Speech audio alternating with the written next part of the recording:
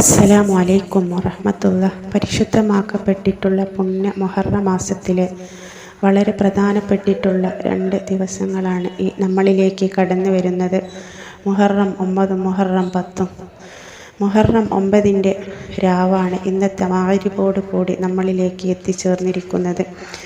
ഇൻഷാ അല്ലാഹ് നാളത്തെ രാവിലും നാളത്തെ പകലിലും മുഹറം 10-ൻ്റെ പകലിലുമായിട്ട് നമ്മൾ ചൊല്ലേണ്ട വളരെ പ്രധാനപ്പെട്ടിട്ടുള്ള ഒരു ദിക്റുണ്ട്.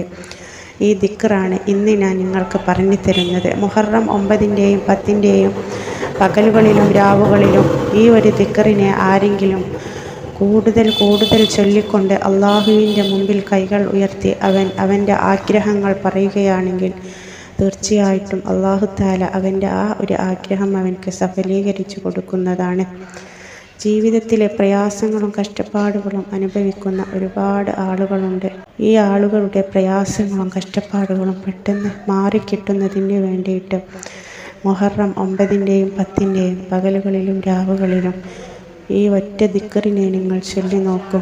ഏതാണ് ആ ദിക്റെന്ന് ഞാൻ നിങ്ങൾക്ക് പറഞ്ഞു തരാം. ഹസ്ബുനല്ലാഹു വനിഅമൽ വക്കീൽ, നിഅമൽ മൗലാ വനിഅമൻ നസീർ എന്നതാണ്.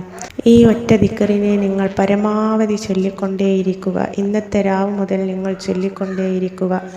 നിങ്ങളുടെ ആഗ്രഹം എന്താണോ, നിങ്ങളുടെ ഹലാലായ മുറാദ് എന്താണോ, നിങ്ങൾക്ക് നടന്നു കിട്ടാനുള്ള ആവശ്യം എന്താണോ അത് നിയ്യത്ത് ചെയ്തുകൊണ്ട് ഈ ഒരു ദിക്റിനെ പരമാവധി ചൊല്ലുക. ഹസ്ബുനല്ലാഹു വനിഅമൽ വക്കീൽ, നിഅമൽ മൗലാ വനിഅമൻ നസീർ. ഈ ഒരു ദിക്റിനെ നിങ്ങൾ പരമാവധി ചൊല്ലിക്കൊണ്ട് റബ്ബിൻ്റെ മുമ്പിൽ കൈകൾ ഉയർത്തിക്കൊണ്ട് മുഹറത്തിൻ്റെ പ്രാധാന്യവും അള്ളാഹുവിൻ്റെ അടുക്കലിൽ നിന്ന് ഉത്തരം കിട്ടുമെന്ന പ്രതീക്ഷയിൽ നിങ്ങൾ റബ്ബിനോട് ദുആ ചെയ്യുക.